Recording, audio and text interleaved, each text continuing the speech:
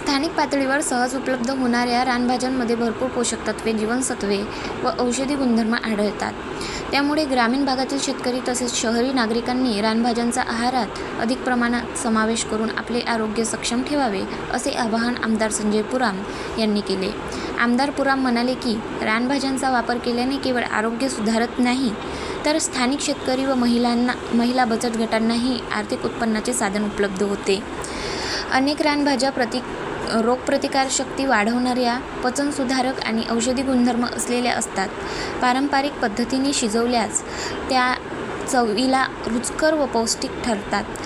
त्यांनी पुढे सांगितले की पावसाळ्यात विविध प्रकारच्या रानभाज्यांचे उत्पादन मोठ्या प्रमाणात होते.